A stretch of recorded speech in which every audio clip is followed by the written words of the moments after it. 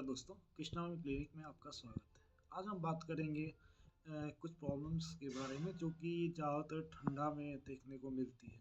ज़्यादातर हम देखेंगे कि के टाइम में बहुत ज़्यादा खांसी सर्दी जो हो जाती है।